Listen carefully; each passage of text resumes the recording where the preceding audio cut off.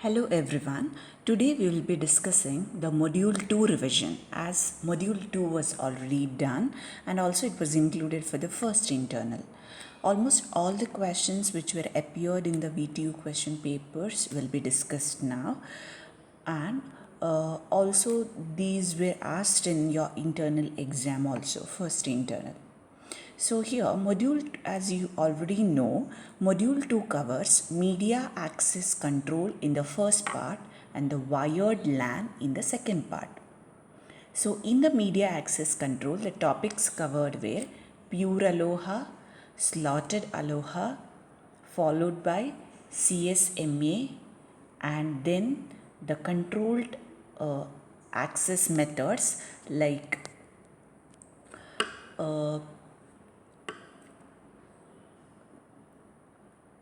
token passing, reservation, polling, all those methods will be were discussed in the first part, that is media access control, and the second part in the wired LAN we had discussed about the standard Ethernet and the other implementations, then also the fast Ethernet, gigabit, 10 gigabit Ethernet. That is about the module 2.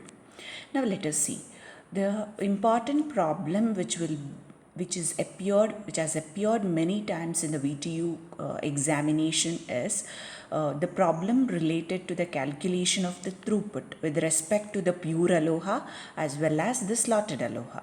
So in the pure aloha, as we have already know that in the pure aloha, here the station sends the frame whenever it has a frame to send. That is a concept. So there is no particular time duration. Frames will be sent as in when the station has the frame to be transmitted. So here in the problem, to calculate the throughput, here it is given that pure aloha network transmits 200 bit frames on a shared channel of 200 kbps. So from these datas, that is network transmits 200 bit frames, and also we know that it is a shared channel which has a data rate of 200 kilobits per second. That means for 1 second that network we can transmit 200 kilobits in that channel. So now, pure aloha network transmits 200 bit frames. So, what is the frame transmission time? That is, for 1 second, when there is a capacity to transmit 200 kilobits, so how much time is required to transmit 200 bit frames? So, that will be the frame transmission time.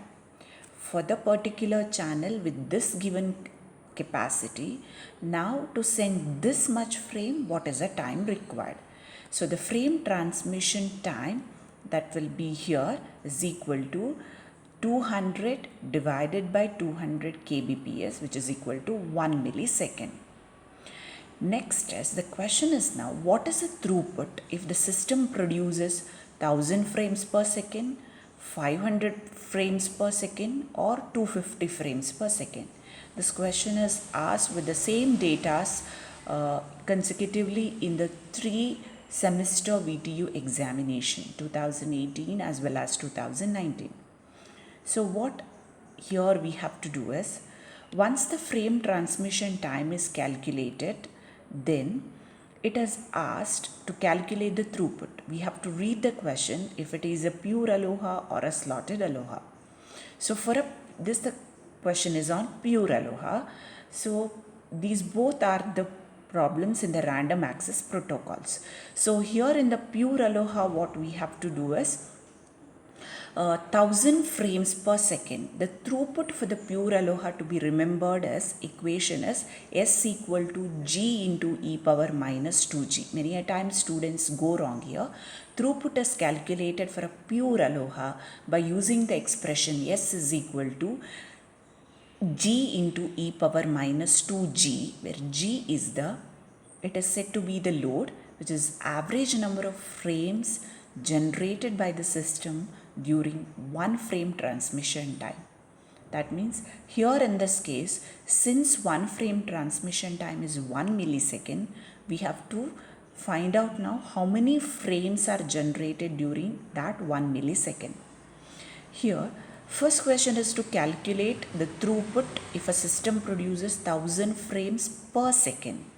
So to calculate the load, we need to have how many frames per millisecond, as a frame transmission time is 1 millisecond.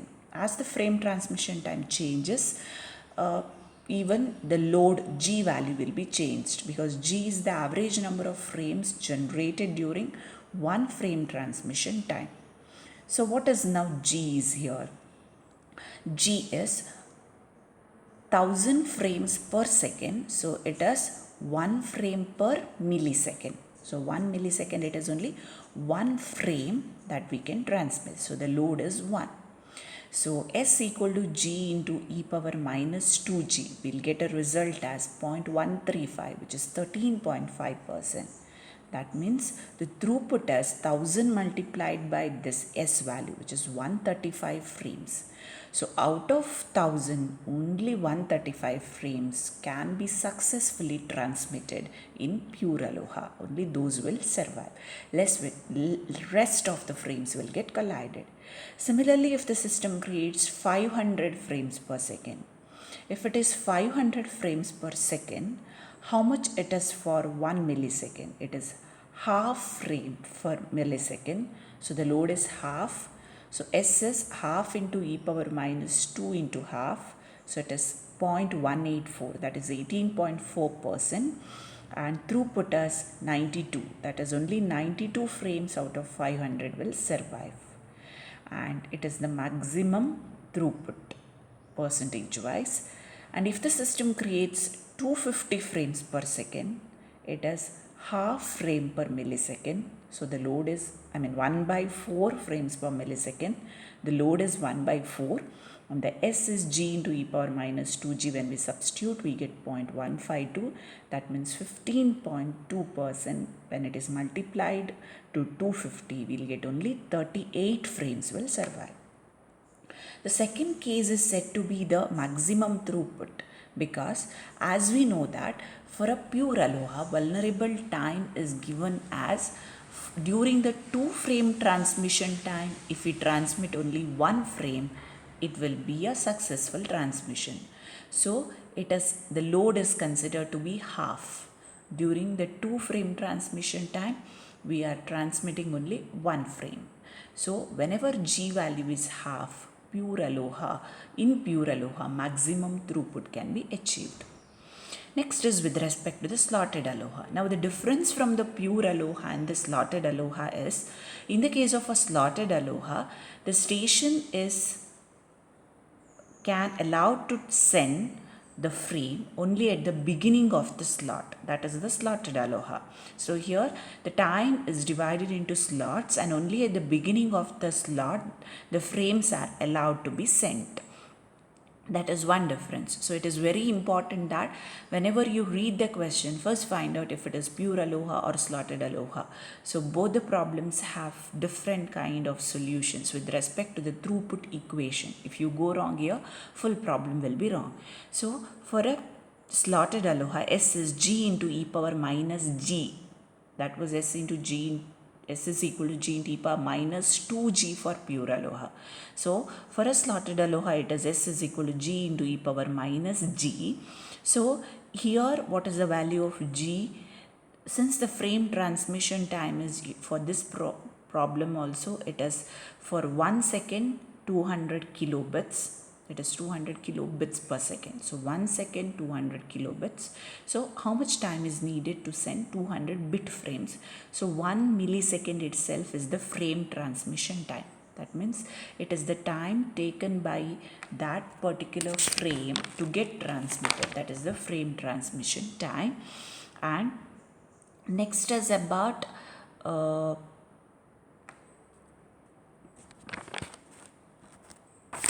next is the calculation now. Here also it is told 1000 frames per second. when it is 1000 frames per second, the load calculation is same way. It is average number of frames generated by the system during one frame transmission. So it is equal to 1 frame per millisecond. Similarly, the load will be 1. So when we substitute, we get 0.368. So 368 frames out of 1000 will probably survive, which is larger considered with when we compare it with the pure aloha. And if the system creates 500 frames per second, half frame per millisecond, the load is half.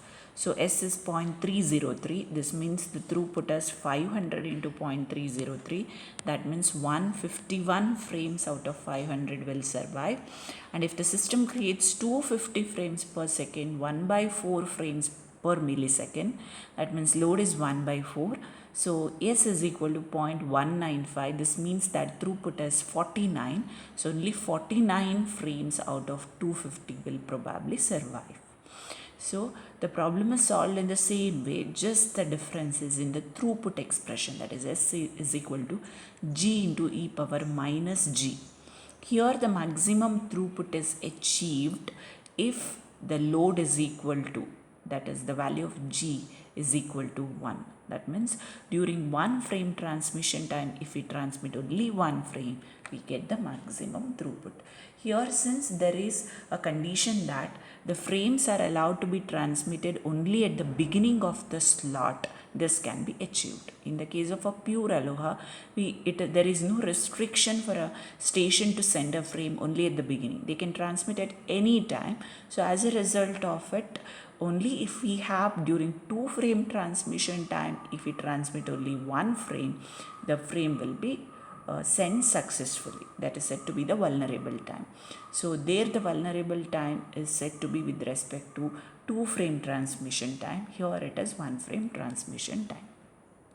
Next topic is related to the behavior of CSMA protocol and also show the vulnerable time for CSMA. So in the case of a CSMA, it is carrier sends multiple access. That means here the station listens to the medium before sending the data. So sends before transmit. So here we can see the time model of the CSMA. Here stations are connected to a shared channel. Here also there is a possibility of collision, but it is improved compared to that of the random access protocol methods that we have already discussed, that is slotted aloha and the pure aloha. Here the possibility exists because of propagation delay. That means when a station sends, it takes time for the first bit to reach every station and for every station to sense it, which is said to be the propagation delay. So sometimes what happens is station may sense the medium and find it idle because the first bit sent has not been received. So here what happens, the signals collide and both frames get destroyed. So what is a vulnerable time? Vulnerable time is nothing but here it is the propagation time. You can see that during the frame propagation time, if no other frame is allowed to transmit, then there will not be a collision. So it is said to be vulnerable time. So vulnerable time is a time during which there is a possibility of collision. So here in this case, it is a time needed for a signal to propagate from one end of the medium to the other. So when a station sends a frame, any other station tries to send a frame, the collision will result. But if the first bit reaches the end of the medium, every station will already have heard the bit and will refrain from sending. Next is about the persistence methods in CSMA. So what should a station do if the channel is busy? That is explained with respect to the persistence method. What should a channel do if it finds the station do if it finds the channel as busy or if it finds the channel as idle? So here there are 3 methods. One is said to be the one persistent, next is non-persistent, next is p-persistent. Even this question is asked in the VTU question paper twice. So here in the case of a one persistent, you can see that it is said to be one persistent here. Here whenever a station finds the system as idle, it sends the frame immediately with the probability 1. Here there is highest chance of collision. Next is in the second one. Second one said to be the non-persistent here. Here in this case, if the line is idle, whenever a station has a frame to send, it senses the line. And if the line is idle, what it does is, it sends immediately. If the line is not idle, then what it does is, that means it is busy, then it waits a random amount of time and then senses the line again. So it will not be continuously sensing as it is done in the one persistent. That is a difference from the one persistent. It should be remembered properly. In the case of a one persistent, there is continuous sensing. In the case of non-persistent, it is not sensed continuously. So station, whenever it has a frame to send, here what it does is, it senses, and if it finds idle, it sends immediately. If it is not idle, it waits for a random amount of time and then sends again. Next is the P persistent. You can see in the diagram here P persistence also. It combines both the method. First, with the probability P, station sends the frame. With the probability Q, the station waits for the beginning of the next time slot. And if the line is idle, with the probability P, it sends the frame. If the line is busy, it uses the back-off procedure, which was already discussed in the pure aloha. So you can see here, first one, it checks if the channel is idle or busy. Busy means it remains same. It continuously keeps checking. So if the channel is, it finds if the channel is free, it sends immediately. That is one persistent.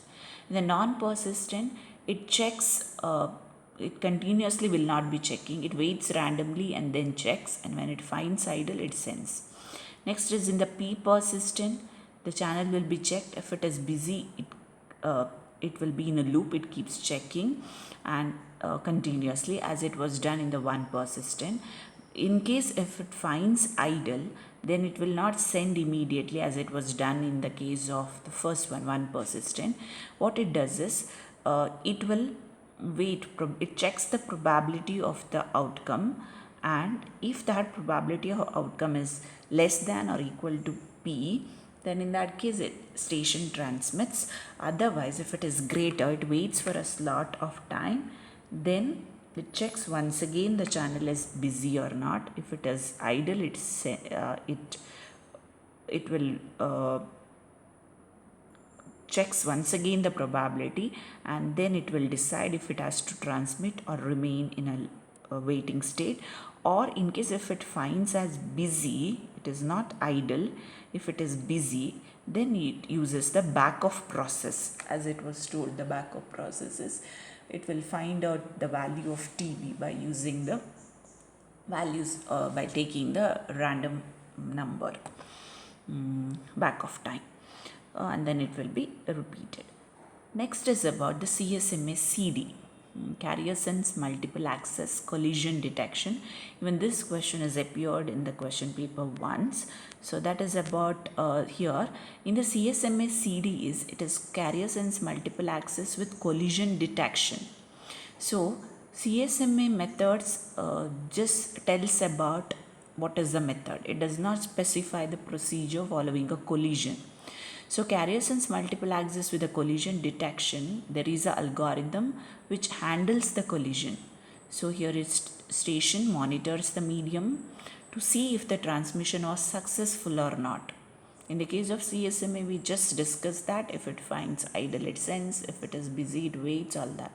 But here, if there is a collision, it monitors and the frame will be sent again. So, what is done in the CSMA CD? You can see here. Here, whenever there is a collision occurred, that transmission time, that collision will be aborted here. That transmission will be aborted. Collision detection and the transmission is aborted, and it will be sent once again.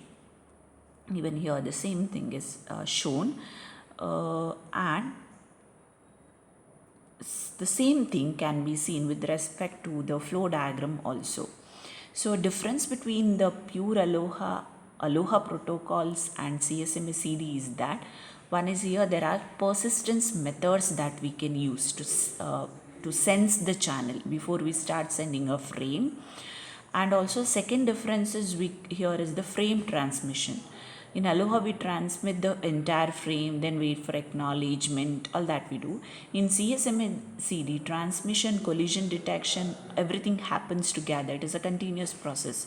We do not send the entire frame, then look for a collision. The station transmits and receives continuously and simultaneously. That is one more difference. And the third difference is, in the case of a collision detection, here a jamming signal, short jamming signal will be sent that enforces the collision in case other stations have not sensed the collision. So this is how CSMA CD is different. You can see in the diagram here. First, one of the persistence method is used to sense the channel.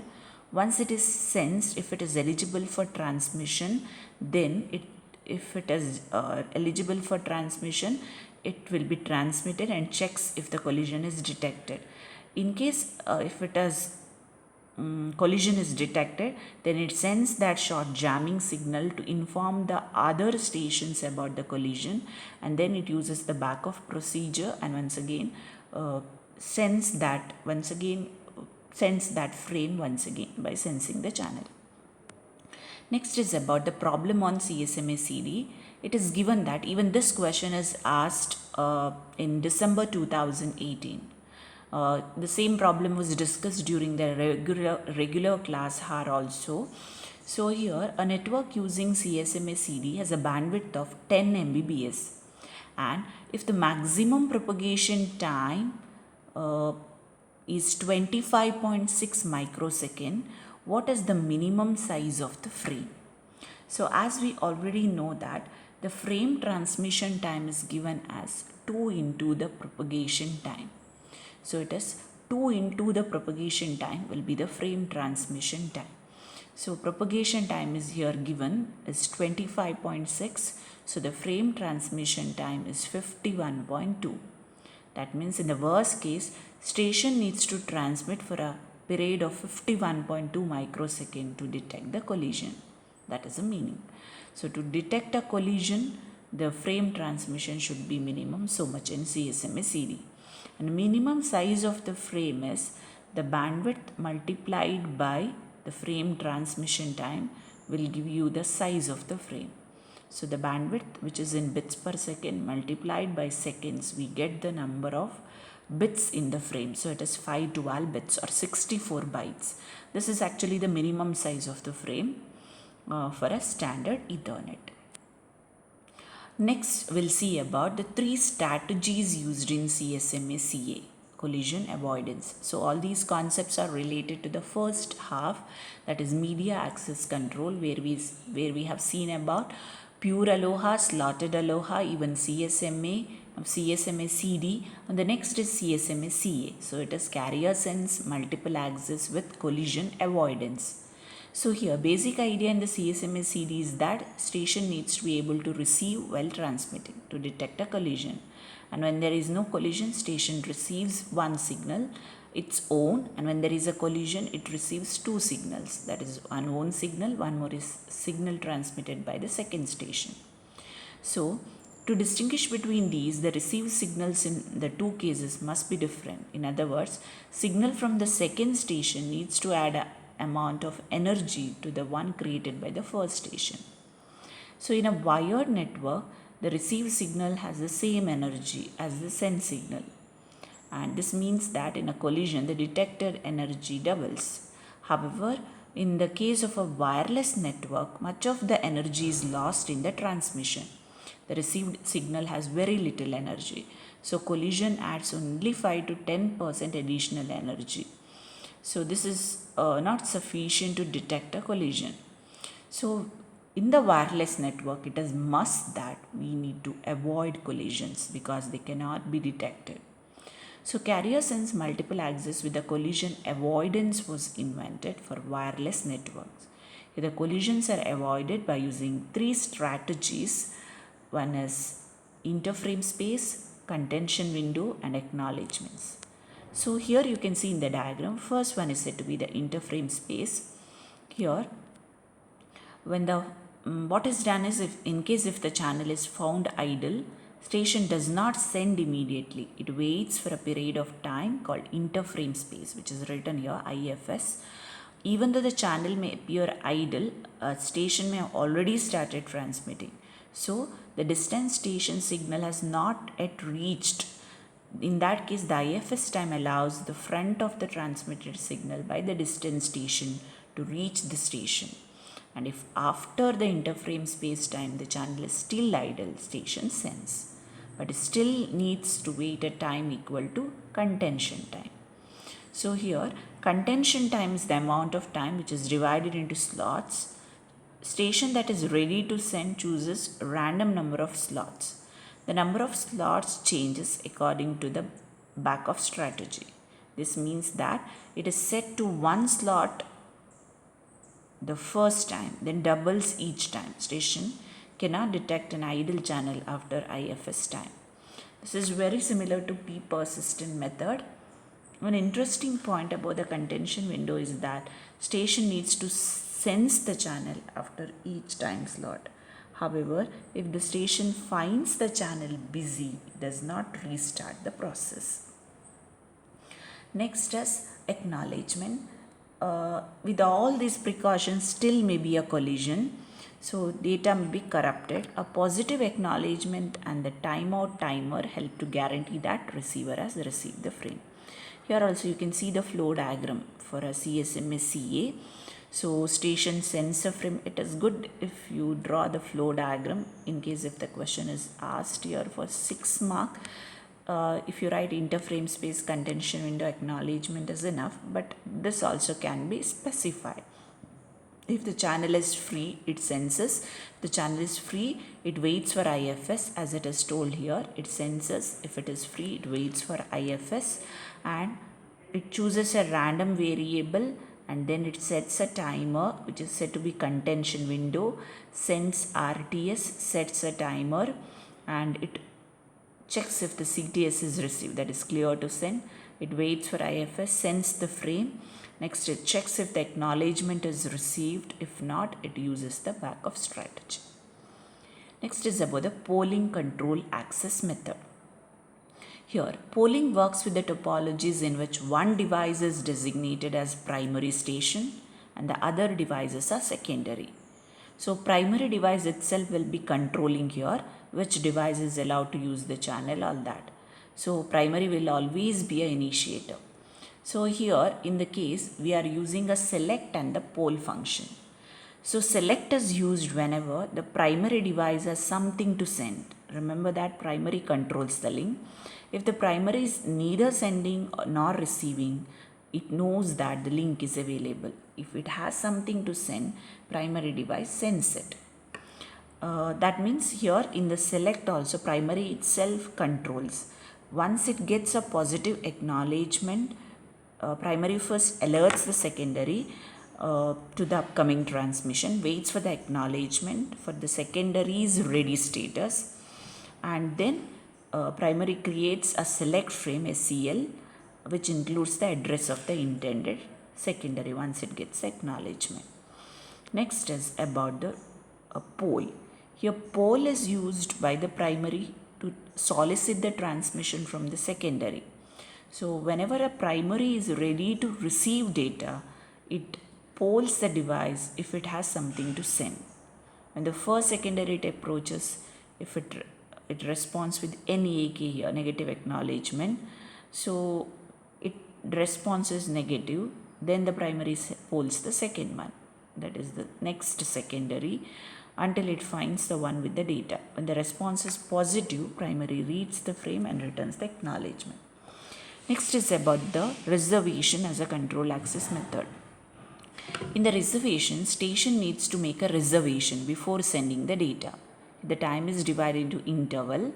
Here in the each interval, reservation frames will be sent. You can see that first a reservation frame sent, and then if for example if there are 5 stations, then there will be 5 mini slots. Each mini slot belongs to that particular station, and if a station needs to send the data frame, it makes the reservation here. And only those stations which had made a reservation where a bit is changed to 1, only they are allowed to send the data. So here in the first interval, only stations 1, 3 and 4 have made reservation. So only those are allowed to send the data after that. Next you can see in the second, only station 1 has made a reservation. So only data station 1 is sent. Next topic is related to the Ethernet frame format. It is the second half of the module 2. This question will be most commonly asked. Almost all the semester exams till now, this question appeared in the question paper, which is very simple and very easy. Just you have to remember the frame format and explain what it is. So first is the preamble, which is 7 bytes, which is 56 bits, 7 into 8, alternative zeros and ones. It is like to alert the receiving system to the coming frame and enable it to synchronize its clock if it is out of synchronization. So it is added at the physical layer, and here you can see that next is SFD, which is start frame delimiter. So this field is you need to remember that flag 10101011. It signals the beginning of the frame for Ethernet, and this warns the station that this is the last chance for synchronization. Last 2 bits are 11 and alert the receiver that the next field is the destination address. So destination address field will be 6 bytes, which contains the link layer address of the destination station. Next, source address is also 6 bytes, contain the link layer address of the sender. Next is the type. This defines the upper layer protocol whose packet is encapsulated in the frame. This protocol can be IP, ARP, OSPF, all that. It serves the same purpose as the protocol field in the datagram and the port number in a segment or user datagram. It is used for multiplexing and demultiplexing. Next is about the data. This field carries the data encapsulated from the upper layer protocol.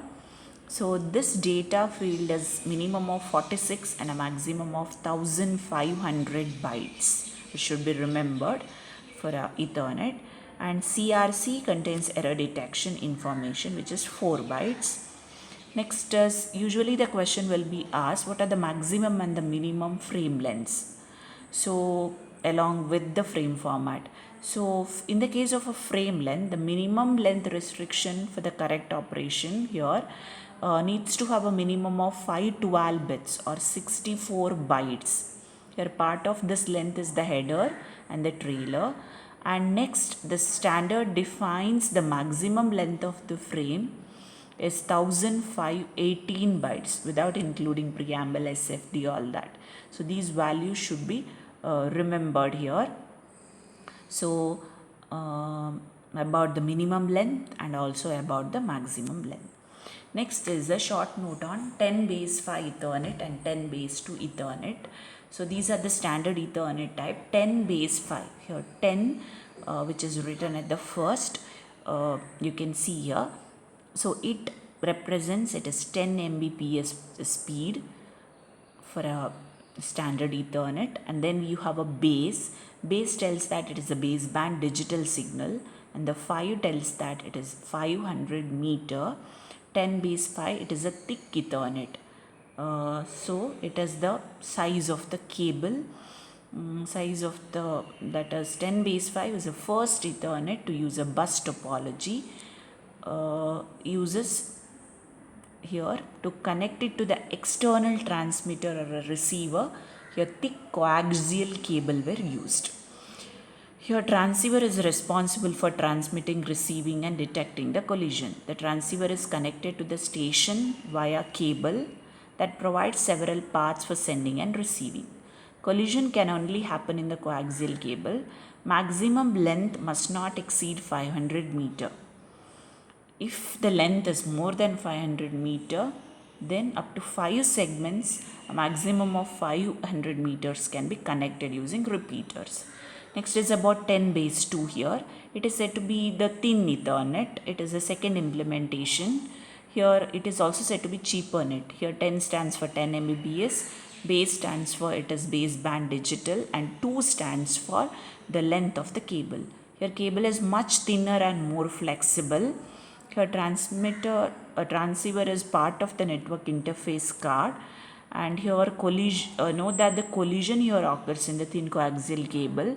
Implementation is more cost effective here because the thin coaxial cable is less expensive than the thick one, and here the T connections are cheaper than the taps. Here we use T connections, and the installation is simple because thin coaxial cable is very flexible, and length of the segment cannot exceed 185 meter, which is close to 200 meter. That's why that 2 is written, due to the high level of attenuation. Next, the problem which usually will be asked in the VTU exams is identify unicast, multicast and broadcast. The same question was given even in the internals. So, it is just by looking at the addresses. To find the type of the addresses, we need to look at the second hexadecimal digit from the left. So, if it is even, the address is unicast. If it is odd, the address is multicast. So, and if all the digits are F, the address is broadcast. So, here you can see that from left, that means this is unicast address here, because A in binary is 1010. For the first case, it is 4A. There is a mistake. It is not 44. It should be 4A. So, unicast address, that second, we have to see the digit here with respect to the second hexadecimal digit from the left. So, second one is 7. So, it is in binary 0111. So, this is the odd. So, it is a multicast address, and the last one all F's. So, broadcast address. Next, the last problem with respect to the standard Ethernet is with the transmission rate, standard Ethernet transmission rate of 10 Mbps, we assume that length of the medium is 2500 meters and the size of the frame is 512 bits, and the propagation speed is 2 into 10 power 8 meter per second.